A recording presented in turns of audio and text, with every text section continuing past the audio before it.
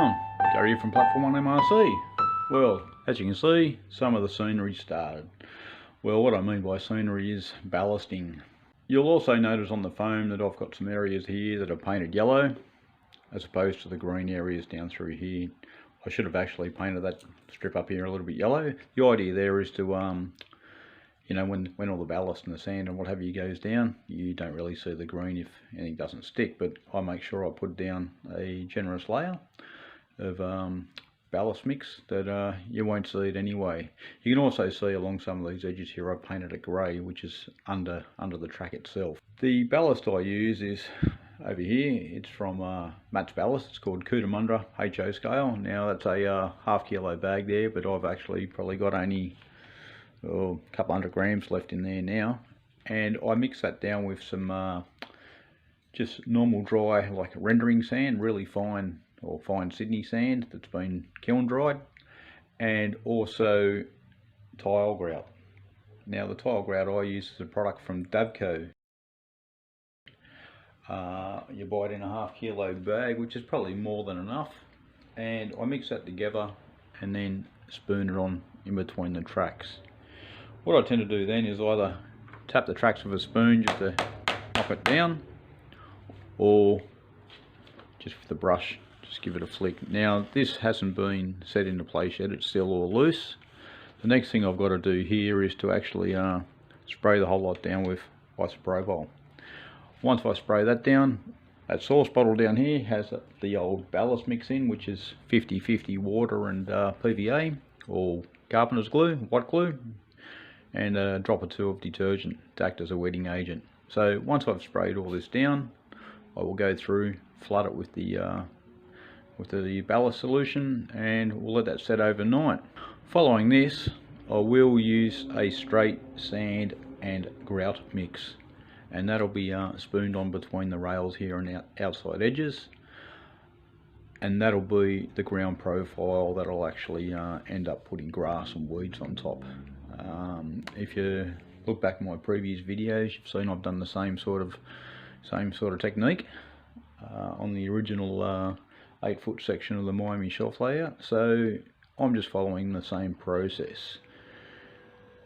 Now this is where I'm lucky that I don't bother writing anything down, although I do have it on Platform 1 MRC, the techniques I use. So if you'd like to have a look at Platform 1 MRC, this layout is under the members personal layout section, shelf layouts, and the name of it I've got is Sunshine, Palm Trees and a Food Industry, which is where it all started with the 8-foot long Miami shelf layout and the attachable fiddle yard.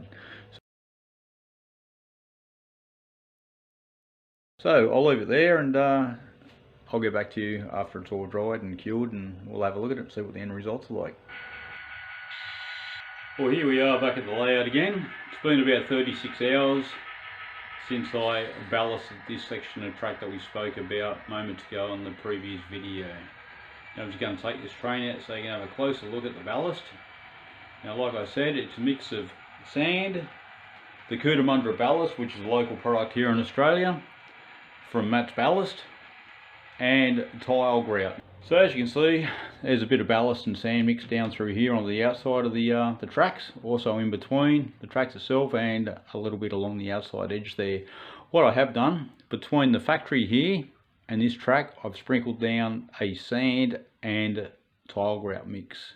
Now that sand and tile grout mix will be used elsewhere along the layout, throughout the outer edges here, anywhere around the buildings, any open space where I plan to put grass, trees, shrubs, fences, weeds, you name it, that sort of junk, or greenery I should say, that's where this mix will be going down. So I've got some here that are prepped up, and as you can see, it's a fairly sandy colour mix. Hopefully you can see that, and it just sprinkles on through a nylon tea strainer. I'll just tap that out and you can see that there. So that's what I use to apply everything, or the sand grout anyway. Whereas the ballast, the old spoon, I just basically pick up the scoop, run along the edge of the track, back the other way, little bit in between, then using the old 1-inch brush I can just feather it down and get it where I want it. So that's a simple way of doing it, and like I said, I also flooded the whole lot with IPA or isopropyl alcohol before putting on a ballast mix, and that seems to set it in pretty good. So this here is fairly firm. If you do find a few little loose patches, there's no harm in actually running along and giving another squirt of your PVA mix throughout the layout. So that's where we're up to. Next stage is to further down this corner over here and back around the right. I've actually put in a level crossing there, or a grade crossing, which I've been working on late last night, and that'll be treated similar to the one that I made on the original Miami shelf layout. So I've got cardboard down, I've got styrene in between the tracks to replicate the infill, and we'll go over there and we'll take a look at what I've done there. Okay, we're at the grade crossing, and primarily this grade crossing here is to access the ferrous processing plant. So it's not a major road or anything like that. Once I finish these edges off here, the road will be roughed in, you know, with some dodgy looking bitumen down through the center, and you know, it'll replicate what I've seen around, like the entrance to the ferrous processing plant and further down where the container terminal is. I can't remember the name of that, but anyway, I'm looking on Google Maps again, looking for the inspiration, and from what I've seen and photos I've downloaded or screenshots I've downloaded, I think I can replicate that pretty good.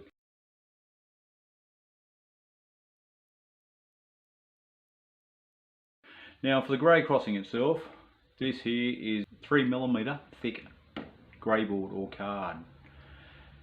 Now I have sprayed the bottom of it with clear matte spray, the finishing sealer, because what that'll do is to stop any moisture when I do the scenery each side here, where I am going to be using like the ballast mix or the PVA.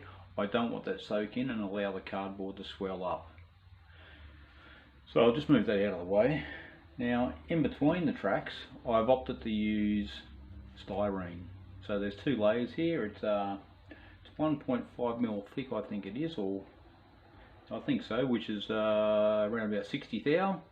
So a thin piece is laid down or super glued onto the sleevers. Then this is put down just with some MEK, or what I use is the old Revel Contactor Professional, which is ideal. Plus you get that nice little nozzle on the end, so that makes gluing these sort of things, makes the job easier. As you can see, the crossing, or the grade crossing, is through a set of points. So I've actually got to fill in a piece over this side here yet. I haven't done that, but I've filled in the majority of it, so it's almost ready to build the outside edges up before I treat the road. Now I might do it the other way around. I might put a skim of the old pumice gel, the boomer trick, and put a layer of that over here. We'll see how it goes, because it is going to be a roughed out road. You know, one way I can actually rough out the edges is to actually peel fine layers off the cardboard, and that'll give the cardboard a different texture anyway. But if you do that, or if I plan to do that, I'm going to have to hit it again with the matte spray just to make sure everything's sealed in. So that's what I'm up to. As you can see, ballasting around this side of the track's been done as well. I might just pan back around towards the train over here, and you'll see that I've done a little bit of ballasting over this side as well. I'm just going to turn that around. Sorry for the shaky movements. And you can see I've gone right around past where the oil terminal will be, the oil depot, and towards where it actually meets the existing. Anyway, that's where we're at. So these areas up over the back here, down between the grade crossing and the processing plant, and further along the line up through there is where I'll be treating the layout with the sand and grout mix. So that's my next objective. This little slope over here that's painted green, I'm just bumping the camera, sorry about that you can see over in the background. I may just take that down a little bit more over the back there. I just want to have a slight variation in the landscape, so not everything is dead flat. I notice some parts of Miami you get these little grades here and there along some of the spurs, so that's what I'm trying to replicate there. So that's going to be an interesting area to actually scenic, because I'm thinking maybe a fence, maybe some shrubbery behind it, maybe, you know, a low relief building or something in there.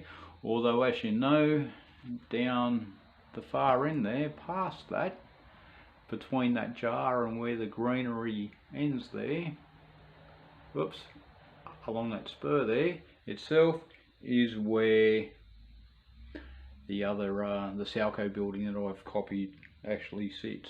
So there we have it, folks. I'll work on this area here next before I actually start putting the sand and grout mix down over all these other areas. And if you're wondering about those little bits of greenery in here, that's where I've actually squeezed some of the foam, which is quite aerated, so it compacts okay, and you can squeeze it in, and that stops all the sand mix dropping down below.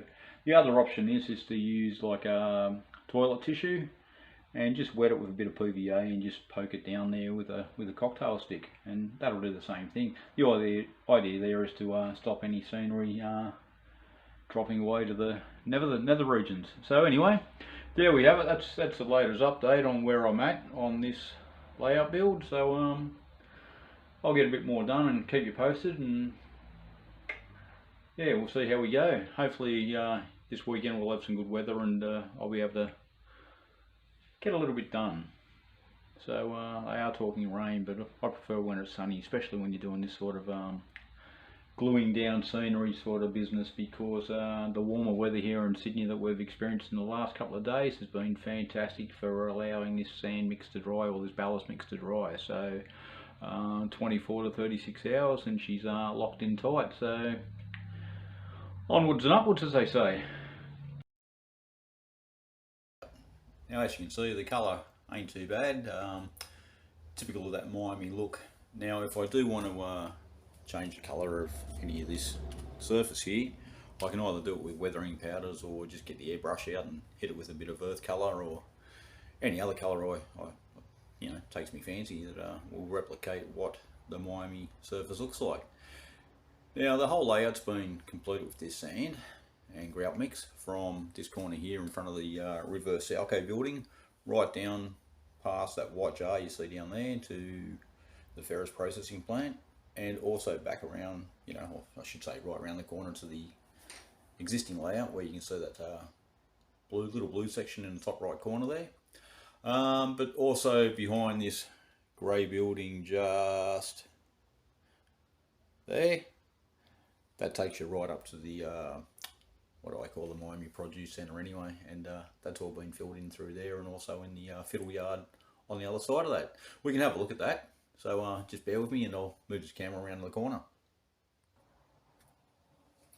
So you can see down between these two buildings here, what I call the Miami Canyon, that all the sand and grout mix has been put down. So once the greenery goes on, your grass, your weeds, and then all the associated junk that you find alongside these buildings, from old pallets to a couple of old barrels and a bit of scrap rail, tyres, etc. It'll come up quite nicely through there. So we're just going to move the camera once more, and I'll go around behind the other side of the produce centre here, which is where that rusty corrugated wall is there behind the white ute or pickup truck. So we'll have a look at what the railway yard looks like, or the fiddle yard, I should say. So here's the fiddle yard side of the produce centre, and it's come up quite nicely. And I did mention earlier how I brought more ballast out to this side of the area. You can imagine that there could be possibly more tracks beyond this. But against the building there, you can see the noisy motorbike out there. You can see the grout and sand mixers right up to the base of the buildings there. Now I'm going to move the camera down a bit further, because I did mention to you earlier about the grade crossing that I was creating. So that's been finished, that's been installed.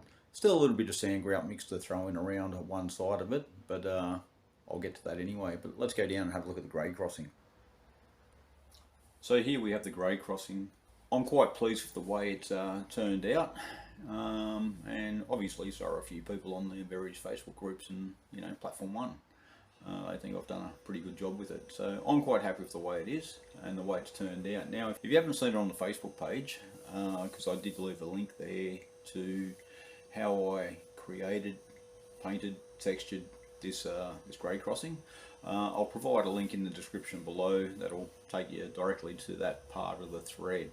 I have had a few comments regarding building a grade crossing on a set of turnouts, saying it's not prototypical, it won't work, it shouldn't be like that.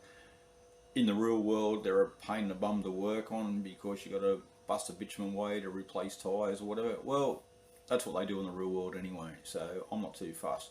I'll actually post up a photograph of the prototype that I use for this, which is in Alapata.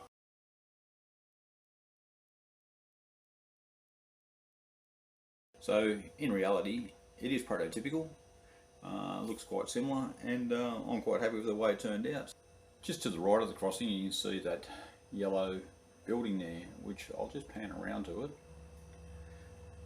Now that's what I'm going to use as the office blocks for ferrous processing. Now that building is based off the Maritime Agency Incorporated, which is basically next door to ferrous processing plant. The only difference is the doorway should be on the left. Basically I've reversed it as more of a, you know, not a doorway as a entrance doorway to the office, but more a doorway to allow you back out to the processing plant itself. Now whether it should be facing that way or whether it should be facing 90 degrees back the other way, you know, along the roadside, is, you know, neither here nor there. Now whether I do use that on the layout, I'm not 100% sure because it is reasonably close to that track there. Now if I roll these wagons out, you've probably got about scale 20 feet between the edge of the wagon or the track and the building itself, which I suppose in reality that does happen. But yeah, I'm just in two minds whether I keep it or I lose it, so we'll see what happens anyway. Okay, this is another project I've worked on, finished it last weekend, matter of fact. It's the Walthers tanker truck loading rack. Now if anybody knows the kit, it's actually got a flat blue roof on it, but I want to build the model to be more akin to what's actually found basically across the road from the processing plant, or just down the road a little bit off one of the sidings there. Now that particular plant, or that particular oil depot, has got a gable roof as such, and the framing, as you can see here, the gable framing under here is similar. It's not 100% accurate, but it's certainly more in tune with what's found there in Alapata. So I'm quite pleased with the way that's come out. Yeah, well, a few changes had to be made to the kit, basically because the kit itself has central supports to the roof, to the flat roof, and I need to build this dual supports there, canopy supports on both ends, but I did use the two supports, centre supports, just in the middle here. I don't know if you can see it in there, but there's two grey sections just in there, and that supported the walkway there, so I could actually feed the double uprights through the walkway on both ends there and out the others, you know, to the floor. There are other supports there, you can just see them under here that I've actually knocked up, and they're actually an extension of the single supports underneath there that I made using a piece of evergreen styrene I-beam. It's still loose on the layout, as you can see, because I do need to bed it in, and I've also got the Walthers piping kit, which I'll be running, you know, a series of pipes or a single pipe along the line there from the end of the siding to the left of the camera here to, you can just see the loco over here. I'll be running pipes around through there, you know, feed pipes. Now I will say that the loading rack in Alapata is fed from a rack above the roof. Now it runs across, you know, like on a gantry, but I won't be doing that. I'll be bringing the pipes up underground, so it's a little bit less modelling and there's less to knock. I don't want to be reaching over cleaning tracks and I actually hit something up here and I could damage the whole model. But that'll be set back a little bit further there, but it is reasonably close. That gives me about 3/4 of an inch between the edge of the layout and that gable roof there, so I'm pleased with the way it is. It still needs to be weathered up, dirtied up, all those tanks underneath, the pipes and that, but that'll happen in good time. You know, I'll get all the other pipe work in around the edge of the track there for unloading the tank rail cars, and once that moves on, yeah, I can get into a little bit more scenery detailing. So look, that's your lot for this November. Christmas is around the corner. I've got a few things on my Christmas wish list. Hopefully a few sound decoders and what have you, but we'll see what happens, see what Santa brings anyway. Look, I'll try and get a video out to you guys, or an update, maybe a little run by video or something like that, between now and Christmas time. Yeah, so look, thanks for tuning in again. Thanks to all the new subscribers. There's been quite a few of them that have popped up, or subscribed I should say, and I'm very thankful for that. To all the usual subscribers, thanks very much for checking in again. I appreciate your comments, and yeah, and anyone else out there who's got a YouTube channel that I subscribe to, you're doing great work, and I appreciate all the efforts you guys go to too. So anyway, that's your lot. You know what I'm going to say next. Take care, stay safe, and keep on modelling. Cheers, Gary.